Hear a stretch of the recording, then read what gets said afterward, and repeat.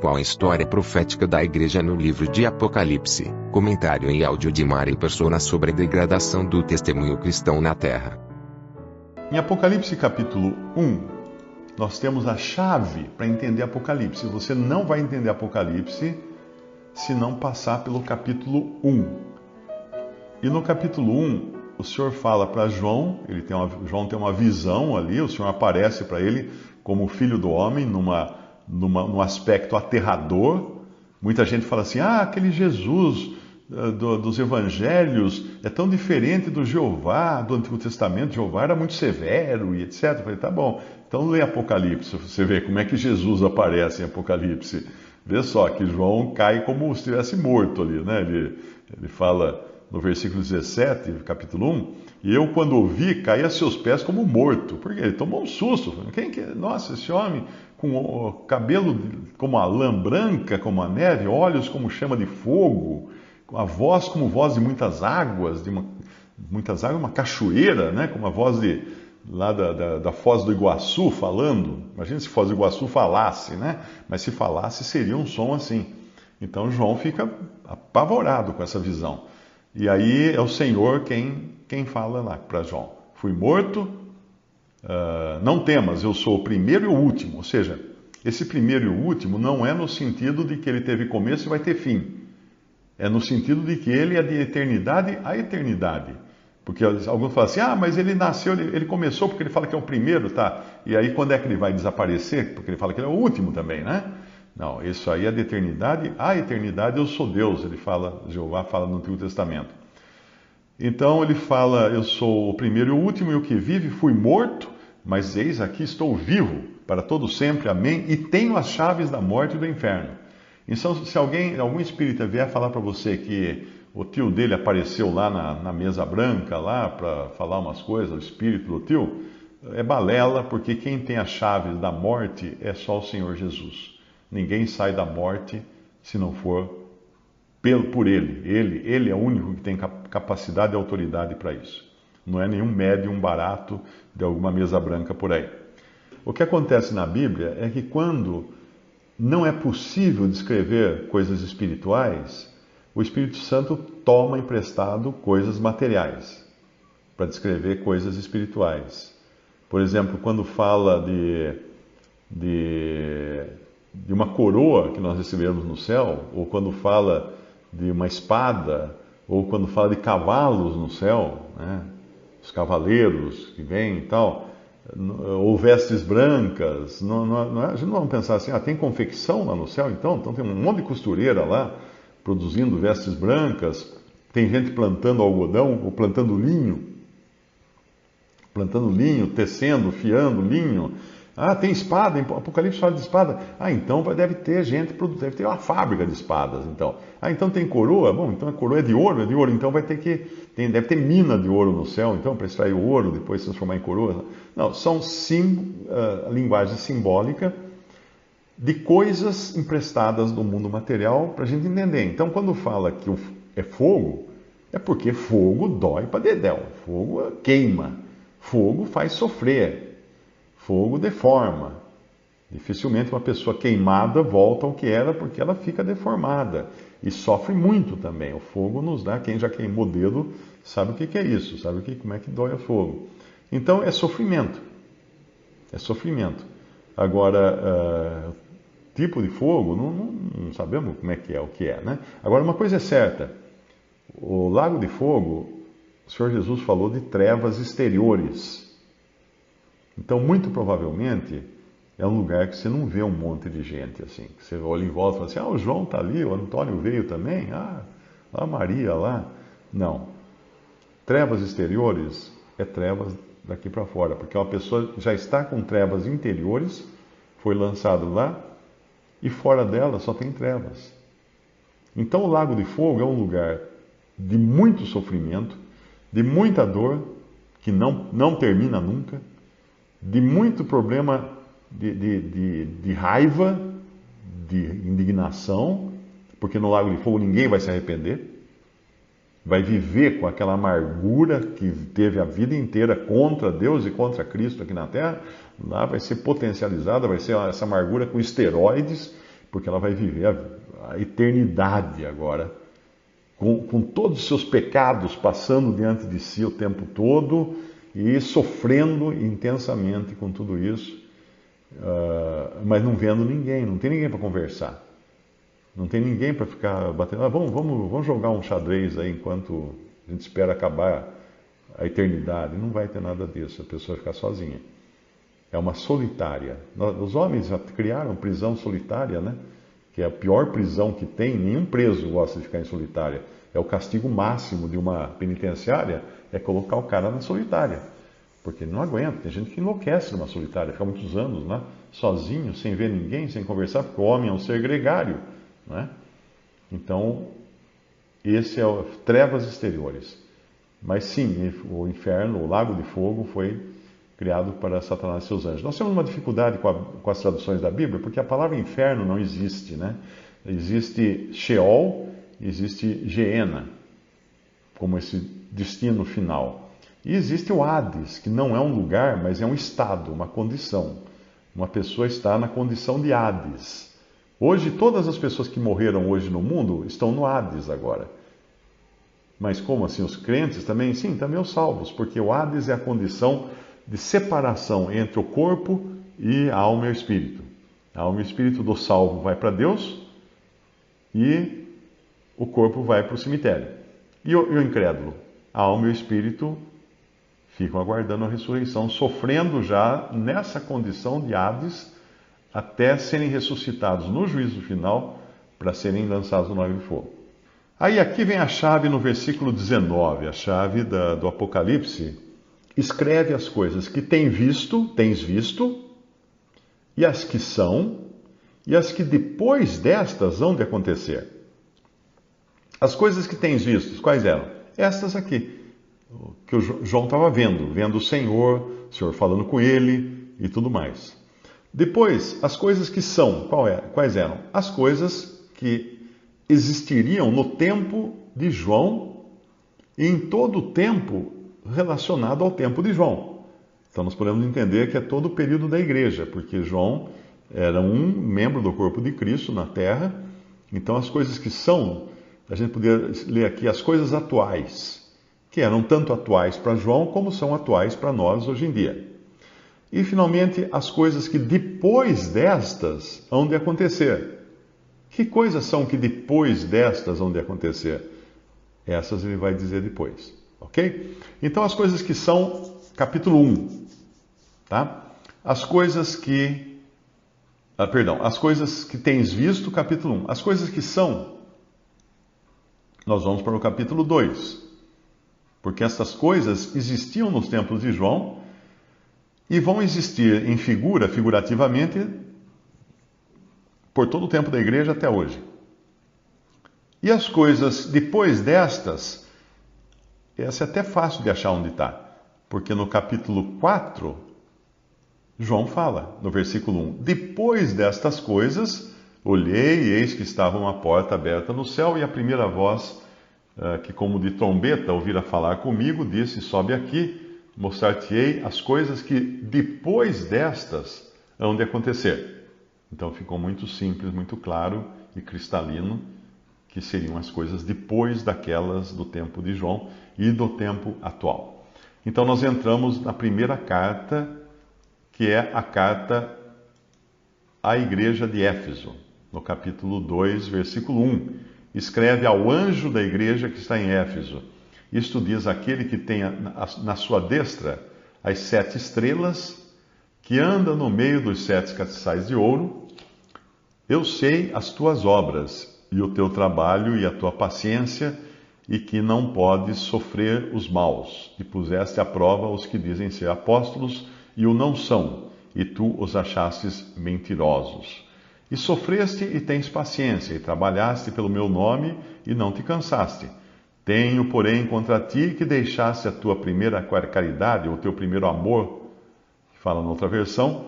Lembra-te, pois, de onde caíste e arrepende-te, e pratica as primeiras obras. Quando não, brevemente a ti virei e tirarei do seu lugar o teu castiçal, se não te arrependeres. Tens, porém, isto, que aborreces as obras dos nicolaítas, as quais eu também aborreço. Quem tem ouvidos, ouça o que o Espírito diz às igrejas. Ao que vencer, dar-lhe-ei a comer da árvore da vida que está no meio do paraíso de Deus. Muito bem, hoje nós conseguimos detectar que essas 7 cartas são simbólicas, e o número 7 é um número simbólico. O número 7 representa um ciclo completo. Número 7. Então, nós podemos entender que, como Apocalipse é um livro de símbolos, essas 7 igrejas são simbólicas. Elas, claro, existiram nos tempos, na Ásia, nos tempos de João, elas existiam, porque senão João nem ia saber do que o Senhor estava falando, né? Citou nomes de cidades. É muito importante entender, não são nomes de denominações. Igreja de Éfeso, igreja de Esmirna, igreja de Sardes, isso aí não é denominação. Como alguns falam assim, tem que ter denominação mesmo, está vendo? Olha como tem. Tem 7 igrejas, tem 7 denominações em Apocalipse. Não, são nomes. A igreja que está em tal lugar, a igreja que está veja no começo lá, escreve ao anjo, ele não fala da igreja de Éfeso, ou da igreja efesiana, não. A igreja que está em Éfeso é a mesma igreja, o corpo de Cristo, que está em Éfeso. Assim como a gente enxerga o exército brasileiro, um só exército no Brasil, mas aqui em Limeira tem o tiro de guerra. Então o exército está em Limeira? Está em Limeira. Então, se vier uma carta ao exército brasileiro que está em Limeira, vão entregar a carta no tiro de guerra. Mas ali estão todos os soldados do exército brasileiro? Não. Mas estando 2 ou 3 ali, já é a representação local do exército brasileiro. Se alguém atacar o tiro de guerra de Limeira, está atacando o exército brasileiro. Não importa se tem 2 ou 3, ou 2.000 ou 3.000. Ok? Então, ele escreve ao anjo da igreja que está em Éfeso. Agora, uma coisa importante. Quando Paulo escreve aos Efésios, a igreja que está em Éfeso, na sua carta aos Efésios, ele fala na sua carta, ele está escrevendo para uma igreja local, para uma assembleia local, mas o assunto ali é a igreja na sua totalidade, como corpo de Cristo. E a igreja como corpo de Cristo, ela é perfeita. Ela é sem ruga e sem mácula, como o próprio Paulo escreve na carta aos Efésios. Não há nada de errado na igreja, do ponto de vista da sua totalidade. Não há nada de errado, porque é Deus quem guarda a unidade do corpo de Cristo. Então ela não é dividida, ela não é separada, não tem nada errado, não tem mancha. Lá ele fala em Efésios, né?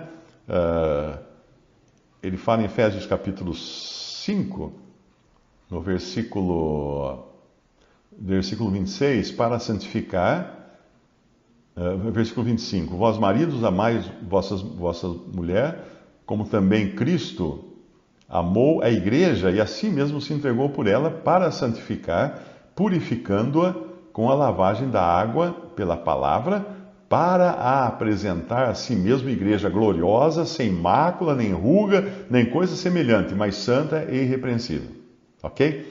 Mas então por que nós vemos aqui em Apocalipse tanto problema, tanto defeito? Porque aqui está falando da igreja no seu aspecto de testemunho na terra.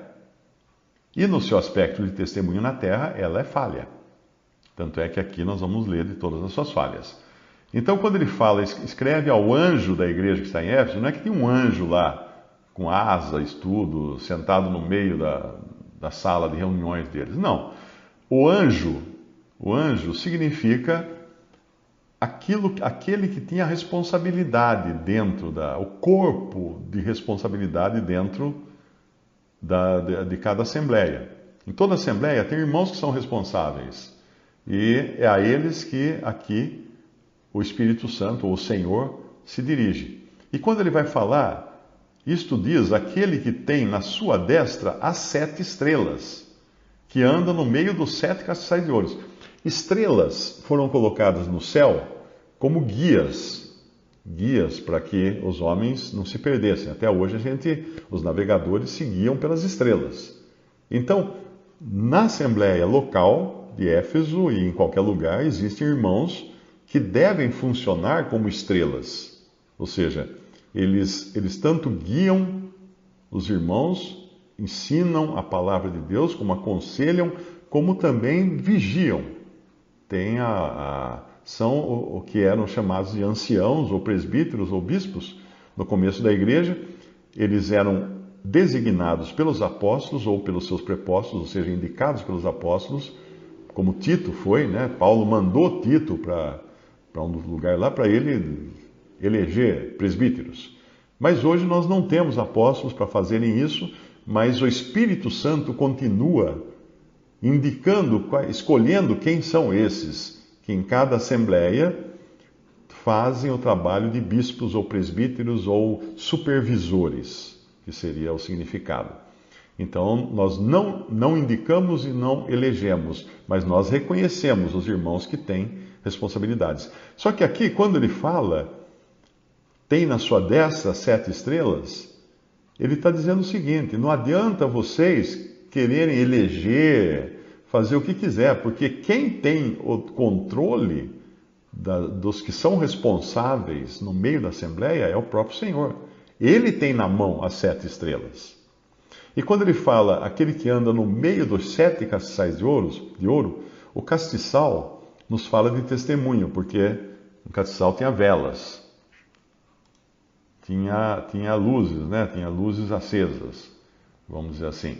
Então, a luz é um testemunho, vós sois a luz do mundo e tudo mais. E aqui na primeira igreja de Éfeso, o Senhor está no meio dos castiçais. E é muito significativo isso, porque na última carta ele está fora, batendo a porta. Então começa essa decadência do testemunho de Deus na terra, do testemunho da igreja na terra, com o Senhor no meio dos castiçais. E termina com o Senhor fora. Muito bem, o que mais nós temos aqui para falar de Éfeso? Se vocês lembrarem bem, a despedida de Paulo foi justamente para a igreja de Éfeso. Lá em Gálatas, em Atos, melhor dizendo, Atos capítulo 20, nós encontramos no versículo 17, de Mileto, Paulo mandou a Éfeso chamar os anciãos da igreja, que seriam os bispos ou presbíteros, né, da igreja.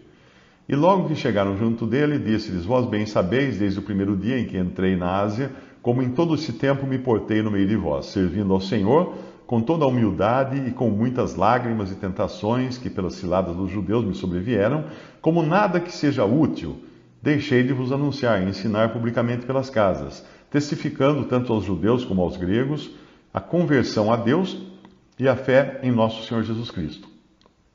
E agora, eis que ligado eu, pelo Espírito, vou para Jerusalém, não sabendo o que lá me há de acontecer, senão que o Espírito Santo, de cidade em cidade, me revela, dizendo que me esperam prisões e tribulações. Então ele conta tudo e depois ele fala no versículo 24, vamos terminar só esse trecho. Mas em nada tenho a minha vida por preciosa, contanto que cumpra com alegria a minha carreira e o ministério do Senhor Jesus, para dar testemunho do Evangelho da graça de Deus.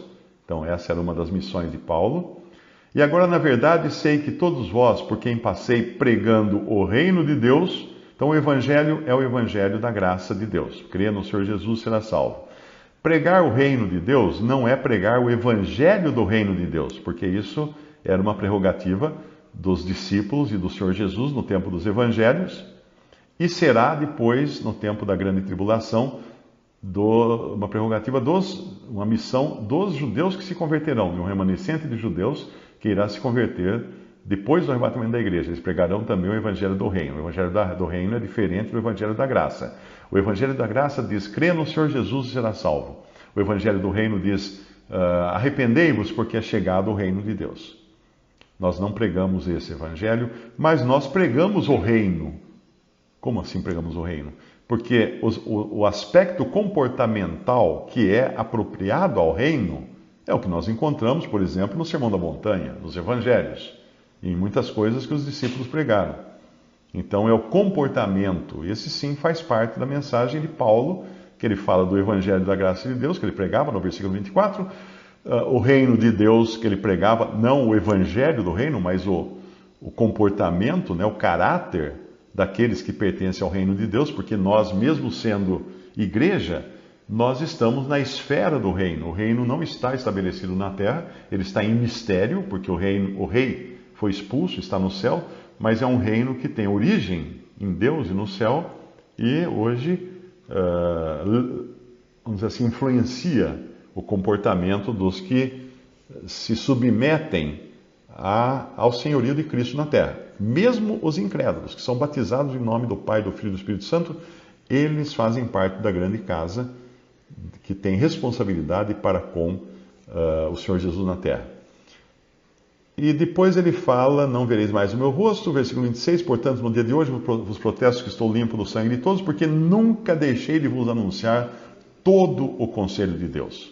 Então é importante isso aqui, que ele pregou o evangelho, ele pregou o comportamento que é apropriado à esfera do reino de Deus, e ele pregou todo o conselho de Deus, que são toda essa doutrina e todas as revelações que ele recebeu de Deus. E isso tudo nós temos hoje. Aí no versículo 28 vem a demonstração a eles, da igreja de Éfeso. Olhai, pois, por vós e por todo o rebanho, sobre que o Espírito Santo vos constituiu bispos. Repare que aqui ele não diz mais, tipo, eu vos constituí bispo. Poderia ter até sido ele. Mas nós sabemos que quando um apóstolo constituía bispos numa localidade, ele fazia isso pela direção do Espírito Santo. Mas uma vez que ele está falando da partida dele, eles não ficariam sem os bispos para apacentar-lhes a igreja de Deus que ele resgatou com o seu próprio sangue. Eles ficariam sem os apóstolos. Mas o Espírito Santo continuaria constituindo bispos, como faz até hoje. Levanta irmãos responsáveis, dá a eles um senso de responsabilidade. Não é tipo assim, ó irmão, vamos fazer um sorteio aqui, vamos ver quem vai ser bispo. Não é assim que funciona. A gente reconhece que tem irmãos que têm um carinho, têm uma responsabilidade. Pode às vezes nem ser os que mais ministram, mas eles têm aquele peso de cuidar da Assembleia. E então o Espírito Santo continua fazendo isso. O rebanho sobre... E aqui ele fala, a igreja de Deus que ele resgatou com o seu próprio sangue. É importante entender que essa tradução aqui, ela dá a entender que Deus tem sangue, mas está errado isso aqui. O sentido dessa frase é a igreja de Deus que ele resgatou com o sangue que era seu. Ou seja, com o sangue que lhe pertencia. Que sangue que pertencia a Deus? O sangue de Cristo que foi derramado na cruz. Ok? Aí ele diz aqui, então Paulo já dá uma dica de como seria dali para frente, que seria o Espírito Santo a levantar essas estrelas para cuidar das assembleias, mas ele já dá uma dica do que ia acontecer depois, porque eu sei, versículo 29, eu sei isto, que depois da minha partida entrarão no meio de vós lobos cruéis, que não perdoarão o rebanho, e que dentre vós mesmos se levantarão homens que falarão coisas perversas, aqui o sentido é pervertidas ou distorcidas, para atraírem os discípulos após si. Então, dois tipos de perigos eles iriam enfrentar. Os lobos que vinham de fora, que eram do exterior, vinham para destruir. E com isso nós temos toda a perseguição que caiu sobre o cristianismo desde o princípio. Mas daí tem um perigo muito mais sutil, que vinha de dentro. Homens dentre vós mesmos. Se levantarão homens que falarão coisas pervertidas, distorcidas, com a finalidade de atrair discípulos após si. Então a gente consegue reconhecer um herege, que é uma pessoa que tem uma opinião muito forte sobre alguma coisa, às vezes a opinião dele é até correta, mas ele coloca tanta ênfase nisso para se sobrepor aos outros irmãos e conseguir seguidores, angariar seguidores. Esses são os causadores de divisões. Então agora, isso aqui que Paulo falou para eles é o que vai acontecer lá quando é escrita essa carta para Éfeso, que a gente poderia chamar segunda epístola a Éfeso, só que no caso é a epístola de João, não é de Paulo. Na verdade nem é de João, é do Senhor Jesus, né? Que o autor é o Senhor escrevendo para a igreja que está em Éfeso. Vamos voltar lá então em Apocalipse e voltamos aqui para a igreja de Éfeso.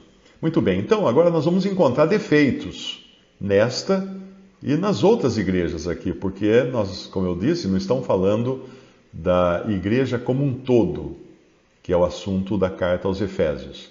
Está falando aqui do testemunho cristão na terra. E o testemunho cristão na terra, ele envolve tanto crentes como meros professos. Aí ele vai falar: eu sei as tuas obras, o teu trabalho e a tua paciência. Isso aqui é interessante, a gente até olhar 1 Tessalonicenses, capítulo 1, no versículo 2, que Paulo fala assim: sempre damos graças a Deus por vós todos, fazendo menção de vós em nossas orações, lembrando-nos sem cessar da obra da vossa fé. O que falta lá? Fé. Do trabalho da caridade ou do amor, o que falta lá? Amor. E da paciência da esperança, o que falta lá? Esperança em nosso Senhor Jesus Cristo, nosso Deus e Pai. Volta lá para Apocalipse, a gente vê ele fala a mesma coisa, porém faltando fé, amor e esperança. No versículo 2, eu sei as tuas obras, não de fé, o teu trabalho, não de amor, e a tua paciência, não de esperança. Percebe? Eles já tinham perdido. E ele vai falar até, inclusive, que deixou o primeiro amor, no versículo 4, tenho porém contra ti que deixaste o teu primeiro amor ou a tua primeira caridade.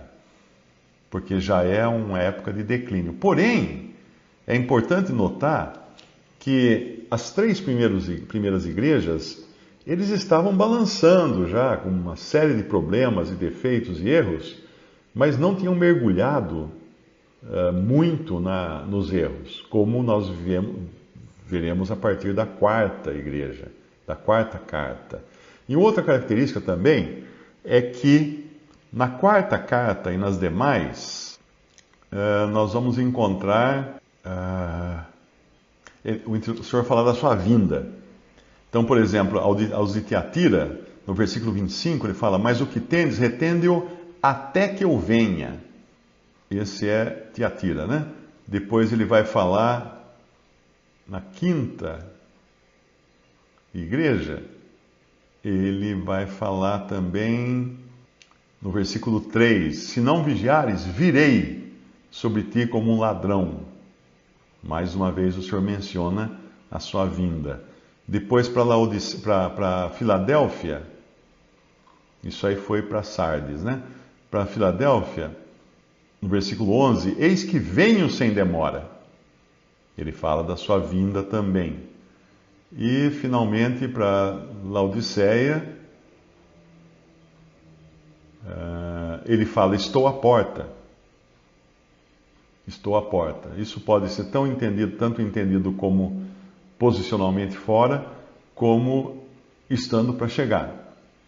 Porque também a última, e se a gente ligar com o primeiro versículo do capítulo 4, nós vamos ver que ele vai falar das coisas que irão acontecer depois, né? Então o Senhor já teria vindo dentro do período dessas 4 igrejas, começando com Tiatira. Uma outra diferença que nós encontramos, nas 3 primeiras ele não fala da sua vinda, ele não menciona a sua vinda. Então nós podemos supor que as 4 outras existiriam ainda, ou pelo menos a sua forma de testemunho na terra estaria ainda aqui quando o Senhor viesse. Então, depois nós vamos ver com detalhes. Eu acredito que não vai dar tempo de a gente ver tudo hoje, mas a gente pode depois, semana que vem, ver com detalhes cada uma delas. Mas vamos continuar aqui então em Éfeso. E outra coisa, outro detalhe que ele tem aqui, é quando ele diz, no versículo 7, ele fala assim: quem tem ouvidos, ouça o que o Espírito diz às igrejas. Ao que vencer, dar-lhe-ei a comer da árvore da vida que está no meio do paraíso de Deus. No versículo 11, quem tem ouvidos, isso agora é para, ele está falando agora para Esmirna. Quem tem ouvidos, ouça o que o Espírito diz às igrejas. O que vencer não receberá o dano da segunda morte. Daí, quando ele vai para Pérgamo, no versículo 17, quem tem ouvidos, ouça o que o Espírito diz às igrejas. Ao que vencer, darei eu a comer do maná escondido, dar-lhe-ei uma pedra branca, etc. Nos 3 casos, ele começa falando: quem tem ouvidos, ouça o que o Espírito diz às igrejas. Mas quando a gente passa para as outras 4 cartas, essa é a última frase que ele fala, não é uma frase que vem antes de uma demonstração. Versículo 29, versículo 26, ao que vencer, etc. e tal. Aí no versículo 29, quem tem ouvidos, ouça o que o Espírito diz às igrejas. Então, inverte a ordem. É interessante essa questão de inverter as ordens, porque nas 3 primeiras igrejas, ele fala primeiro quem tem ouvidos, ouça o que o Espírito diz às igrejas, e depois as outras coisas, ao que vencer, né? E nas outras também, na de Sardes, versículo 5 ele fala o que vencer, e versículo 6 ele termina, quem tem ouvidos, ouça o que o Espírito da igreja, e assim por diante. Então, o que quer dizer essa mudança de ordem das coisas? Provavelmente, isso diz que aquelas 3 primeiras, era como se ele ainda pudesse dizer que eles estavam atentos ao que o Espírito dizia às igrejas. Porque ele fala primeiro isso e depois que ele dá as demonstrações. E as outras, ele encerra com isso, né? Ele admoesta antes e depois encerra. Mas alguém perguntou aí o que significa vencer. Não é ser salvo. Não é ser salvo. Vencer é terminar bem a carreira. Entenda o seguinte, aqui o assunto não é salvação, o assunto aqui é testemunho. Tá? Então, quem está sob uma responsabilidade de testemunhar de Cristo na terra, tem que vencer. Se não vencer, se for crente e não for um vencedor, ele vai perder as regalias, as recompensas do seu testemunho. Tudo que ele fez aqui é palha, é madeira, é feno, vai se queimar no tribunal de Cristo, não é no juízo final. Um crente jamais passará pelo juízo final, porque quem passou no lugar dele pelo juízo de Deus foi Cristo. Então entenda aí, quando fala aqui, te darei a comer da árvore da vida, que está no meio. Isso aqui não é salvação. São recompensas, sempre recompensa. Aqui não vai falar de salvação nessas passagens das cartas, ok? O que mais nós temos aqui? Tem algumas coisas que fala bem da igreja de Éfeso. E um outro detalhe aí, assim, é interessante que por pior que seja o testemunho, o Senhor procura falar bem. Sempre no começo, né? Mesmo quando ele vai falar de Laodiceia, ele ainda fala que conhece as obras dela, que não é frio nem quente, mas só depois que ele vai criticar, então, tomara que foras frio ou quente, né? Mas ela era morna. Mas esse é o Senhor que está enxergando tudo, como ele falou lá no começo, ele tem os olhos como brasa de fogo, então ele vê tudo. Não adianta querer esconder dele, não adianta querer fazer fake, porque ele sabe todas as coisas. Não adianta pela aparência, ele não vai julgar ninguém pela aparência. Mas lembrando mais uma vez, aqui a questão é de testemunho, não é de salvação. Ok? E aí ele vai falar, tens contra ti, versículo 4, que deixasse o teu primeiro amor, lembra-te, pois, de onde caíste, arrepende-te, pratica as primeiras obras, quando não, brevemente a ti virei e tirarei do seu lugar o teu castiçal. O que é tirar do seu lugar o teu castiçal, se não te arrepender? Você se lembra que eu falei que o castiçal é testemunho. Então, uma assembleia que ferirá de morte mesmo. Alguém perguntou aqui da outra igreja. Depois, nós vamos chegar lá depois. Então, uma assembleia que realmente sai fora dos trilhos, ela pode perder o castiçal, ou seja, o Senhor não a considera mais como um testemunho na terra. Ela pode até continuar reunindo e tudo mais, muito brevemente acabarão se desviando e adotando doutrinas erradas, como aconteceu com várias divisões por aí, né? Porque desviou. A gente sabe, quem aprendeu navegação, né? Não sei se tem alguém aí que é navegador de barco, né? De navio, de barco, de vela. Aí em Salvador tem muito barco, né? Então talvez tenha alguém até que tenha curso aí de navegação. Tem que ter até a carteirinha lá, né? Não sei como é que chama. De arraiz, acho que é. Que sabe que em navegação, eu estudei navegação porque eu fiz curso de piloto privado, então você tem que aprender a navegar como se fosse um barco também, levar em conta ventos, a bússola e tudo mais. Então, num barco, se você desviar 1 grau da sua rota, é só pensar assim, ó, 1 grau lá na frente, o que acontece? Você vai chegar num destino a quilômetros do destino que você estava pensando que ia chegar, porque você desviou 1 grau só no começo. Então, qualquer desvio da verdade vai ser desastroso no final, porque ele vai abrindo e vai chegar num lugar totalmente extremo. Vamos então olhar aqui que tira o castiçal, perde o testemunho. Aí no versículo 6, tens porém isto, que aborreces as obras dos nicolaítas, as quais eu também aborreço. Esses nicolaítas, existe muita discussão do que seriam os nicolaítas. Alguns entendem que seria pessoas querendo criar um clericalismo na igreja, que no fim acabou acontecendo mesmo, né? Criaram clérigos e leigos. Porque Nico me parece que é alguma coisa quer dizer, alguém que tem poder sobre outras pessoas, e laitas seriam os leigos. Independente do que seja, coisa boa não era. Então, o Senhor está elogiando eles porque eles aborrecem, ou seja, eles rejeitam as obras dos nicolaítas, as quais também eu aborreço. Agora é interessante ver o progresso do erro. O progresso do erro. Alguém deu a dica aqui que seria domínio sobre leigos, seria o significado da frase, ou da palavra nicolaítas, que dominam sobre leigos. Mas se ali eles rejeitavam as obras dos nicolaítas, mais adiante nós vamos encontrar na outra igreja, assim tens também os que seguem a doutrina dos nicolaítas.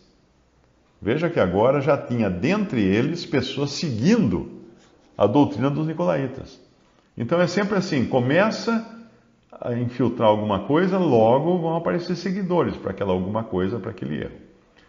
Aí ele termina, né, com a demonstração no versículo 7, quem tem ouvidos ouça o que o Espírito diz às igrejas, ao que vencer, dar-lhe-ei a comer da árvore da vida que está no meio do paraíso de Deus.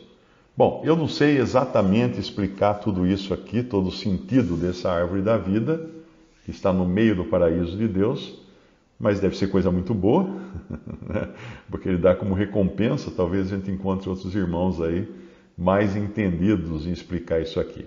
Então, isso aqui sobre Éfeso. Alguma dúvida? Ficou alguma dúvida sobre Éfeso? Que alguém possa... Alguém está querendo saber sobre Tiatira? Nós vamos chegar lá depois. Tudo bem? Ainda temos tempo? Vamos para a próxima carta, que é o versículo 8. Ao anjo da igreja que está em Esmirna, escreve: isto diz o primeiro e o último, que foi morto e reviveu. Um detalhe importante aqui é que nas cartas de Paulo, ele não escreve ao anjo da igreja. Ele escreve à igreja, à assembleia. As cartas, a não ser quando é para Timóteo, carta pessoal, como é para Timóteo, né? E alguma também pessoal de Pedro, quando Pedro escreve a senhora eleita. Mas aqui, Paulo escreve à igreja, à assembleia, porque é dirigida a todos os santos, aos santos que estão em Éfeso, aos santos que estão em Corinto. Mas aqui o Senhor está escrevendo ao anjo, porque o assunto aqui é a responsabilidade pela assembleia, ou pela igreja. Então, é para os que são responsáveis, porque os responsáveis é que deviam estar de olho aberto, supervisionando esses problemas. Por exemplo, quando fala aborrece as obras dos nicolaítas, quem detectou esses nicolaítas? Devem ter sido os irmãos mais velhos, mais responsáveis, que perceberam que estava entrando esse tipo de coisa, que é geralmente o que acontece numa assembleia. Mas as outras cartas, como são de ensino de Paulo, né, é para todos os santos, mas aqui é responsabilidade. É como quando você chega num lugar e fala assim: eu quero falar com o dono da casa. Não que os irmãos sejam donos da casa, mas pelo responsável. Eu quero falar com o responsável. Quem é o responsável? E aí É nesse sentido que ele fala aqui. Agora, Esmirna.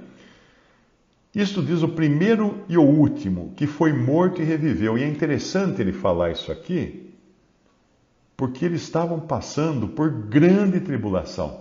Se em Éfeso, nós vimos que Paulo já avisava que entrariam os lobos vindo de fora, querendo destruir o rebanho, e os de dentro iriam querer também angariar discípulos após si, e isso tem tudo a ver com nicolaítas, né? Pessoas querendo ser alguém e ter discípulos, ter leigos, seguidores. A época de Esmirna já é uma época posterior, onde a perseguição ficou pior ainda, a perseguição externa. E é interessante que nessa carta não há nenhuma repreensão. Você vê que interessante? Lá, a Éfeso fala que eles haviam perdido o primeiro amor, não é? Mas aqui não vai falar nada. Aqui não vai falar nada. Por quê? Porque a perseguição realmente muda as pessoas. Quando eu li um relato de que quando havia na Alemanha Oriental, quando era proibido o cristianismo, os cristãos eram bastante devotos, né? Copiavam, era proibido ter Bíblia. Então, quem tinha uma Bíblia copiava à mão em caderno, e esses cadernos eram distribuídos assim como se fosse droga, passados de noite, de mãos em mãos, até chegar, e a pessoa que recebia um caderno escondia. Isso também aconteceu na Rússia, aconteceu na China, nos países comunistas, na Coreia do Norte, acontece esse tipo de coisa. E na Alemanha, quando era comunista, quando era proibido, então os cristãos que tinham lá, que eram poucos, eram bastante sinceros, bastante devotos, bastante esforçados em permanecer firmes no Senhor. Quando caiu o muro, e aí abriu, ficou tudo livre, o que aconteceu? Eles esfriaram. Eles esfriaram, porque a perseguição é que nem temperar aço, né? Quanto mais bater, quanto mais fogo, a espada fica melhor, o aço fica mais forte, fica mais flexível, né? Ele não quebra facilmente, de tanto bater no aço e temperar o aço, ele fica melhor. E assim é também com o cristão. Esmirna, então, foi na época que vem depois dos primeiros cristãos, do primeiro século ali, né? Esmirna, eu li num comentário que equivaleria mais ou menos à época do imperador Diocleciano. E Diocleciano foi o mais cruel de todos para com os cristãos. E a perseguição dele durou 10 anos. A perseguição. E no versículo 10, o Senhor fala: não temas das coisas que hás de padecer. Eis que o diabo lançará alguns de vós na prisão, para que sejais tentados. E tereis uma tribulação de 10 dias. Ser fiel até a morte, dar-te-ei a coroa da vida. Quem tem ouvidos, ouça o que o Espírito diz às igrejas. O que vencer não receberá o dano da segunda morte. Então aqui ele começa falando que ele é o primeiro e o último que foi morto e reviveu. Versículo 9 fala da tribulação e pobreza que eles estavam passando. Versículo 10 fala da prisão e de tribulação e de morte. Porque era tudo isso que eles estavam passando. Então foi a época pior de perseguição. Mas aqui também nós vemos que eles estavam rejeitando aqueles que se diziam judeus e não eram. Quando fala se dizem judeus, nós vamos lembrar que Apocalipse é um livro de símbolos e judeus era o povo de Deus, não é? Então, o que ele está querendo dizer é aqueles que se diziam povo de Deus e não eram. Não eram, porque havia também a infiltração de judeus na igreja, querendo que os cristãos se circuncidassem, praticassem a lei, se não seriam salvos. Na carta aos Gálatas, Paulo fala sobre tudo isso daí. E não eram judeus genuínos, ou seja, não eram povo de Deus genuíno, eram infiltrados, mesmo que fossem judeus do ponto de vista carnal, né? Não eram povo de Deus. E eles rejeitavam a blasfêmia desses e faziam bem em fazê-lo. E ele fala de prisão, de padecimento e de coroa da vida, porque o assunto aqui era que eles passariam muito pela morte. Eu sugiro ler aquele livro, A História da Igreja. A História da Igreja tem um irmão, ele existe em português, publicado pelo Depósito de Literatura Cristã, mas só em formato impresso. Tem um irmão que o Hélio, ele quis publicar em formato e-book esse livro que é lá da editora Depósito de Literatura Cristã, mas ele até começou a produzir algum texto daquele lá, mas esses irmãos não permitiram, disseram que o livro é deles, e se for traduzir em e-book, publicar em e-books, eles que vão traduzir, eles que vão publicar. Eles são bastante restritos quanto a essas coisas. Uma vez um irmão quis publicar também em e-book os textos de Mackintosh, que foram publicados em Portugal, muitos anos atrás, e eu avisei esse irmão, falei assim, primeiro pede permissão. Realmente pediu permissão, eles não deram permissão e não pôde publicar em e-book. Se bem que é falta de entendimento também, que hoje na internet você tem tudo na internet, né? Não tem como segurar mais que alguém publique alguma coisa na internet. Mas como nós vamos entender que temos que fazer as coisas direito, então o Hélio, ao invés de publicar em e-book o que já existia, desses irmãos de Diadema, ele fez o quê? Ele pegou o original, que é de domínio público, em inglês, já caiu no domínio público, é muito antigo, foi um irmão que escreveu há mais de 100 anos, e começou a traduzir de novo. Então ele está traduzindo, ele já tem um primeiro volume, acho que traduzido, é a História da Igreja. No acervo digital cristão você encontra, porque lá ele inclusive situa no tempo cada período desses. Eu não sei situar exatamente no tempo cada período desses, ok? Então quem quiser detalhes quanto a datas e tudo mais, eu sugiro que procure lá. Então saímos então de Esmirna, que é a segunda igreja, e vamos para Pérgamo, a terceira. E ao anjo da igreja que está em Pérgamo escreve: isto diz aquele que tem a espada aguda de 2 fios. Entenda que todas essas expressões, elas têm também um significado. Eu não domino muito bem todos os significados. Já li muito sobre isso, mas minha memória é pequena para guardar todos os significados dessas expressões.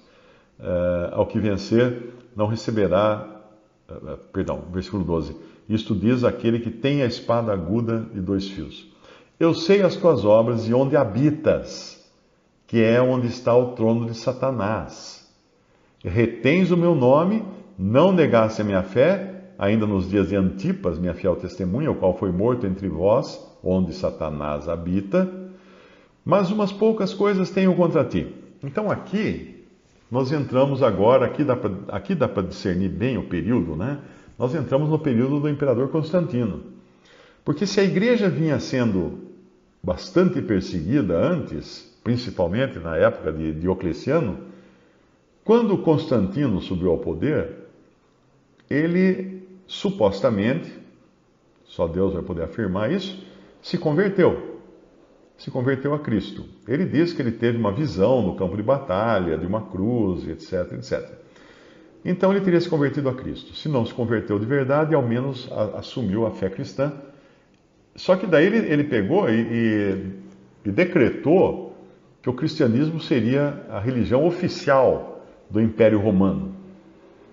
E com isso os cristãos tiveram um alívio da perseguição, mas, como eu expliquei no caso da Alemanha Oriental, foi aí que a coisa descambou. Foi aí que o cristianismo realmente entrou ladeira abaixo, porque nesse momento a igreja dava as mãos para o mundo. Por isso que ele fala aqui no versículo 13, eu sei as tuas obras e onde habitas, que é onde está o trono de Satanás. No momento em que a igreja se tornou religião oficial do Império Romano, ela estava no trono de Satanás. Ela estava habitando no trono de Satanás. Tem uma gravura antiga que tenta representar o primeiro concílio que teve, um dos primeiros concílios que teve da igreja, e é interessante porque você vê alguns dignatários, né, alguns bispos famosos da época, assim como se fosse tirando fotografia todos juntos, e no centro deles tem o imperador Constantino. Porque o imperador era o voto de Minerva. Ele dizia que não interferia, né, na igreja, mas a igreja estava, na verdade, sujeita ao imperador. E ele era o voto de Minerva. Quando tinha decisões importantes, ele entrava e dava o palpite dele lá. E antes disso acontecer, por que existiam então esses bispos ali? Porque quando começou a ter perseguição, no reinado anterior e no começo desse reinado também, e quando começou a arrefecer, a esfriar a perseguição, os cristãos começaram a querer também reivindicar, né, um lugar, reivindicar para que não serem perseguidos. Então, quando eles queriam falar com uma autoridade, tipo o rei, o imperador, não podia ir todos os irmãos de uma assembleia. E não podiam ir também todos os bispos da assembleia, que na realidade sempre na Bíblia fala de bispos como mais de um, todos os irmãos responsáveis da assembleia. E a quem? Então eles pegavam um dos bispos, um dos presbíteros, um dos mais velhos talvez, ou mais conhecedor da palavra, e mandavam ele como representante. E é claro que esse cara ia para o palácio do imperador, voltava mais, né, com mais prestígio. Esse aí que foi lá no palácio. E daqui a pouco todas essas assembleias passaram a ter um bispo. O bispo. Tanto é que até hoje o Papa é o bispo de Roma. O bispo da igreja que está em Roma. É assim que funciona. Então havia o bispo de Alexandria, o bispo daqui, o bispo dali. E é muito importante entender que voltando a Éfeso agora, só um minutinho, que eu lembrei de uma coisa importante, quando Paulo se despede lá em Atos 20, dos anciãos de Éfeso, e avisa que haveriam aqueles que entrariam para destruir o rebanho, e outros que, dentre eles, queriam buscar discípulos, no versículo 32, o que ele faz? Atos 20, 32. Agora, pois, irmãos, encomendo-vos a Deus e à palavra da sua graça, a Ele que é poderoso para vos edificar e dar herança entre todos os santificados. Veja que ele está dizendo o seguinte, irmãos, os apóstolos, eu e os outros apóstolos vamos sair de cena, nós estamos morrendo. Com quem que vocês vão ficar agora? Porque até aqui eram os apóstolos e profetas da igreja quem lançavam os fundamentos da casa de Deus na terra, que é o que, inclusive, em Efésios capítulo 2 é tratado desse tema. Quem ficaria no lugar dos apóstolos? O Papa? Não, não vai ficar ninguém. Vai ficar Deus e a palavra da sua graça, claro, aplicada pelo Espírito Santo. Deus é poderoso para vos edificar e dar herança entre todos os santificados. Então não haveria um líder, não haveria um bispo sobre todos os bispos, não haveria um principal, um mais igual dentre os iguais, não haveria ninguém assim. Agora eles iam ter que confiar em Deus e na palavra da sua graça. E por que isso é importante? Voltamos lá em Apocalipse, capítulo 2. Nós estamos falando agora do tempo em que a igreja vai para o lugar onde mora Satanás, onde está o trono de Satanás, no tempo do imperador Constantino. E se você estudar a história do cristianismo, ou a história da igreja, você vai descobrir que então haviam ali o bispo de tal cidade, o bispo de tal cidade e o bispo de tal cidade. E muitas vezes o protestantismo e o catolicismo chama esses de pais da igreja. Pais da igreja.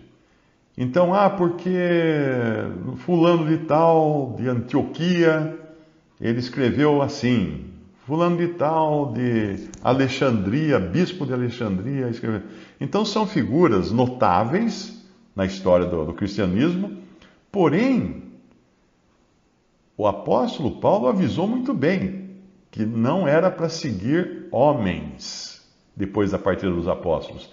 não haveria mais autoridade humana na terra, no sentido de apóstolos, né? Que os apóstolos tinham autoridade de Deus, de Cristo na terra, para exercer em nome de Cristo certas coisas que hoje ninguém pode fazer, tipo condenar alguém à morte. O apóstolo fazia isso. Pedro condenou um casal à morte. Paulo condenou à morte também pessoas, mas não que ele matasse ou mandasse matar. Não, ele condenava por pecado de morte. A pessoa seria morta pelo Senhor por estar andando de uma maneira muito errada ou falando muita heresia.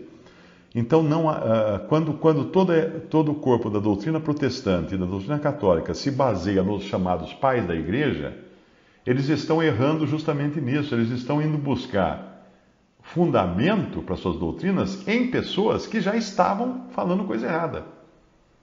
Porque já Paulo avisou que entrariam pessoas falando coisas distorcidas e que, por mais boa intenção que tivessem esses pais da igreja, alguns deles foram muito fiéis, muito bons na sua fidelidade a Cristo e tudo mais, eles não podiam servir de referência.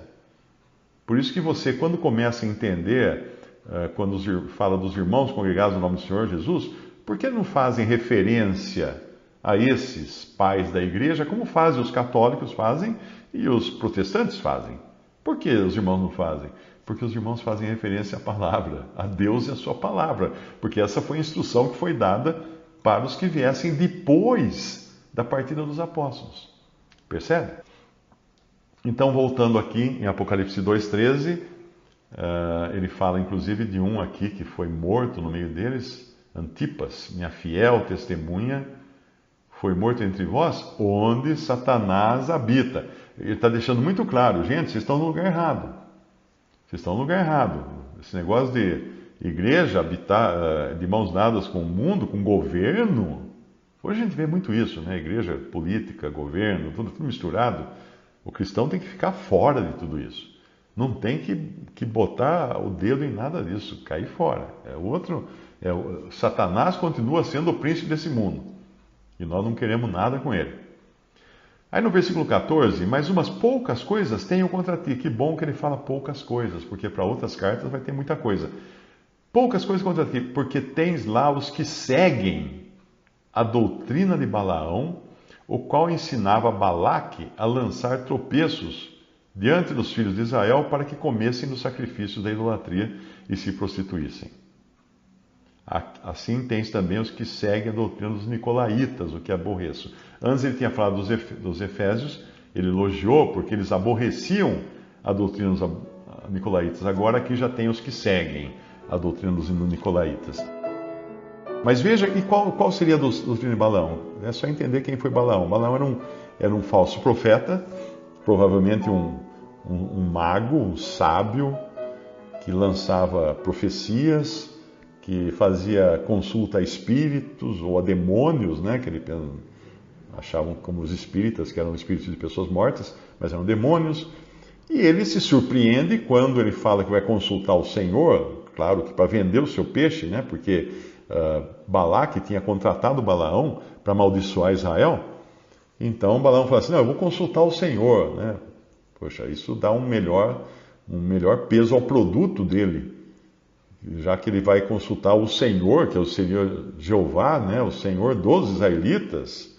Pô, esse Balaão tem acesso, né, aos mais importantes aí e tal. Mas eu acredito que foi jogada dele, porque quando ele vai consultar o Senhor, entre aspas, quem aparece para ele é o próprio Senhor. Quem fala com ele é o próprio Senhor. E o Senhor fala para Balaão, não vá. Porque Balaão fala, eles mandaram eu amaldiçoar Israel, mandaram aqui um monte de príncipes, com um monte de presentes. O Senhor fala, não vá. Numa segunda vez, que Balaão, depois o Balaque manda mais príncipes e mais presentes, Balaão consulta de novo o Senhor. Agora ele sabe que é o Senhor mesmo. E o Senhor fala, então vá. Essa foi a vontade permissiva e foi aí que Balaão se perdeu. Porque ele vai profetizar, não contra Israel, porque ele só vai abençoar Israel. Mas mesmo assim, antes disso, ele tem uma demonstração dada por ninguém mesmo do que sua própria mula. Quando uma pessoa não escuta a voz de Deus, toma cuidado, porque Deus pode mandar uma mula falar com você. E a jumenta, né? Jumenta, manda uma jumenta. E então, ainda assim ele vai e segue e ele fala, uma das profecias é contra si mesmo, né? Ele fala, veja um cetro se levantar e tal, e ele fala, vê-lo-ei, mas não de perto. Ele não veria Cristo de perto. Por quê? Porque ele estaria perdido quando Cristo se levantasse para reinar. Mas de qualquer maneira, então não dá certo. Ele tenta amaldiçoar Israel, não dá certo. Israel é mais abençoado ainda. E se você continua lendo a história, está lá em Gênesis, ele vai outra vez, talvez Balaque agora tenha realmente feito um acordo melhor com Balaão, e Balaão, que não conseguiu a coisa pela maldição direta contra o povo de Deus, ele vai usar agora de subterfúgios para infiltrar o mal no meio do povo de Israel. Então aqui fala, por isso que fala, lançar tropeços diante dos filhos de Israel para que comessem do sacrifício da idolatria e se prostituíssem. Porque Balaão vai conseguir incentivar os israelitas a se casarem com mulheres gentias que vão introduzir seus deuses,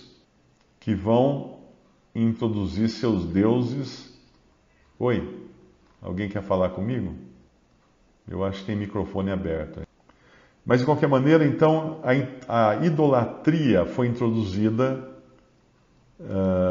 já nesse tempo aqui dessa igreja. Ok?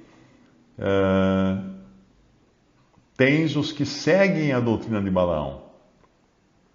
Que doutrina era essa? De introduzir idolatria. E aí no versículo 16 ele fala, arrepende-te, pois, quando não em breve virei a ti, e contra eles batalharei com a espada na minha boca. Veja que ele vai batalhar, o Senhor iria batalhar, contra esses que estavam introduzindo essas coisas, com a espada da minha boca. Qual era a espada da boca do Senhor? A palavra dele. É importante a gente entender que não é argumento, não é força física, não é idade, não é nada que a gente usa para combater o erro, a má doutrina, a heresia. É a espada da boca do Senhor. E que espada é essa? É a própria palavra de Deus.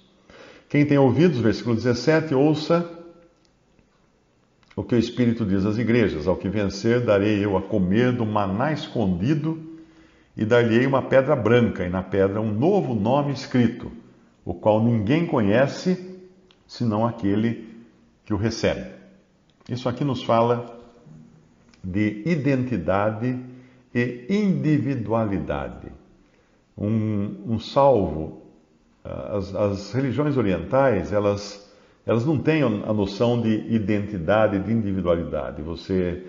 O budismo, essas religiões antigas, a pessoa morre, ela passa a fazer parte de uma massa espiritual só. É como se entrasse numa grande massa que ninguém mais é ninguém, ninguém mais tem nome, ninguém mais... Mas a religião, o cristianismo, o cristão não perde a sua identidade. Mesmo no judaísmo, né, não perdia, mas o nome é uma coisa importante. E essa pedra branca, e na pedra um novo nome escrito, o qual ninguém conhece senão aquele que o recebe. O que mais eu poderia falar? Deve ter mais coisa aí também, irmãos, mas eu confesso que eu não domino tão bem esse livro de Apocalipse quanto outros irmãos dominam. Talvez vocês possam até depois perguntar para outros, para preencher as lacunas que eu deixei ao longo da conversa. Mas eu ia sugerir agora, como nós estamos já com 15 minutos apenas, faltando, que a gente não entre na igreja de Tiatira, e a gente fique por aqui, pare nesse versículo 17, para numa outra oportunidade continuar, para não ficar truncado, porque daí a gente pega um embalo depois para falar dessas outras, que hoje o assunto foi praticamente duplo, né? Começou com a história do testemunho dos irmãos congregados ao nome do Senhor e entrou depois aqui nas 7 igrejas. Então eu fico à disposição, se tiverem perguntas agora, que não sejam muito difíceis, Sim, evidentemente. É o princípio do tio do Homem-Aranha.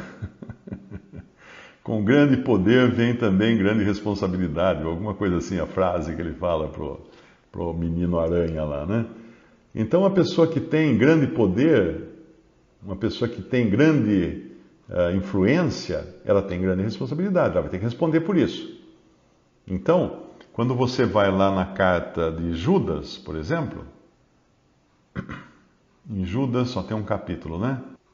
Ele já fala no versículo 4: porque se introduziram alguns que já antes estavam escritos para este mesmo juízo, homens ímpios que convertem em dissolução a graça de Deus, negam a Deus, o único dominador e Senhor nosso, Jesus Cristo.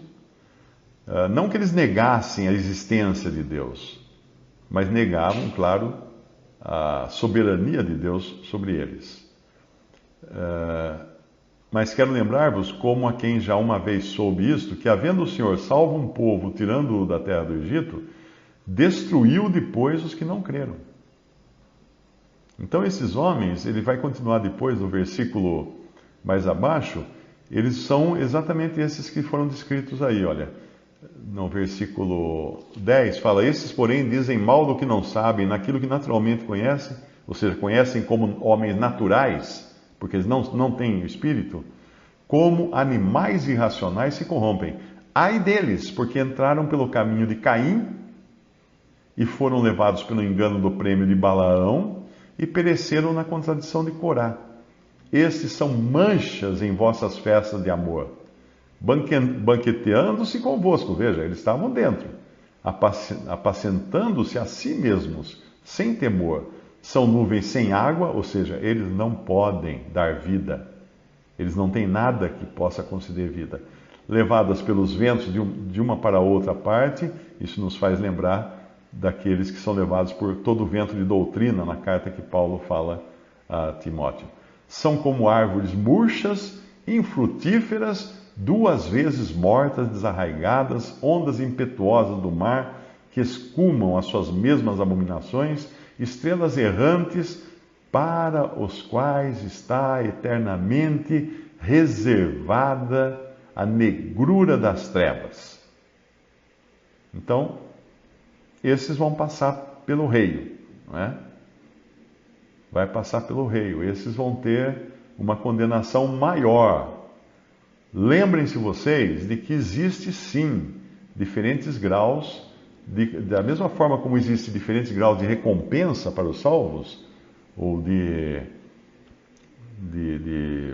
galardão para os salvos, existem graus de recompensa, de juízo para os perdidos. Em Lucas capítulo 10, veja que Sodoma foi uma cidade bastante má aos olhos de Deus. Mas quando veio Cristo ao mundo e algumas populações de cidades o rejeitaram, nós vemos que a coisa era muito mais séria, porque eles tinham um conhecimento maior, eles tiveram o Senhor no meio deles. Então, lá em Lucas 10, dando instruções aos seus 70 discípulos que ele mandou de 2 em 2 por todas as cidades ali da região, ele fala assim: mas em qualquer cidade, Lucas 10, em qualquer cidade em que entrardes e vos não receberem, saindo por suas ruas, dizei: até o pó da vossa cidade se nos pegou, sacudimos sobre vós. Sabei contudo isto, já o reino de Deus é chegado a vós. Como eu falei, já estava aqui, mas agora está em mistério, porque eles não receberam o rei. E digo-vos que mais tolerância haverá naquele dia, no dia do juízo, para Sodoma do que para aquela cidade. Ai de ti, Corazim! Ai de ti, Betsaida! Porque se em Tiro e Sidom, que foram cidades más no Antigo Testamento, se fizessem as maravilhas que em vós foram feitas, já há muito assentadas em saco de pano grosseiro e cinza, se teriam arrependido. Portanto, para Tiro e Sidom haverá menos rigor no dia do juízo do que para vós. E tu, Cafarnaum, serás levantado até o céu? Até o inferno serás abatida. Quem vos ouve a vós, a mim me ouve. Quem vos rejeita a vós, a mim me rejeita. E quem a mim me rejeita, rejeita aquele que me enviou. Então entenda que, sim, existe maior juízo para aqueles que conheceram a Cristo e o rejeitaram, e maior ainda juízo para aqueles que usaram do nome de Jesus para enganar as pessoas. Então, esses lobos que você vê pela TV, ou homens vis distorcendo a palavra de Deus nas TVs, nos rádios, nas igrejas, em cada esquina, esses homens são ímpios, eles estão infiltrados no cristianismo, como Judas fala, eles estão banqueteando-se, né, a si mesmos nas vossas festas de amor, nas vossas festas de caridade, mas eles receberão um maior juízo por isso. São incrédulos, não tenha dúvida disso. São incrédulos. São incrédulos. Ah, mas tem gente que foi na igreja lá do missionário não sei quem, ou do pastor fulano, ou do bispo cicrano, ou do apóstolo Beltrano, e a pessoa se converteu. Sim. Sim, por que ela se converteu? Porque ele abriu a Bíblia e leu João 3,16.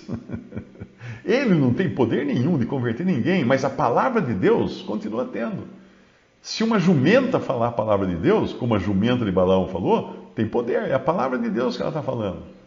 Então, mesmo que tenha jumentas pelos púlpitos por aí, quando ele abre a Bíblia e fala lê o que está escrito na Bíblia, o Espírito Santo pode sim agir e salvar pessoas. Mas ele vai ter um juízo maior, vai ter muito mais rigoroso, vai ser o juízo dele, até do que os incrédulos que simplesmente não creram, mas também não levaram tantas pessoas ao engano quanto esses homens ímpios levam quando exploram essas pessoas e ensinam também tudo errado, né? Ensinam a amar o mundo, a querer riqueza, prosperidade nesse mundo, a serem adoradores de Mamon.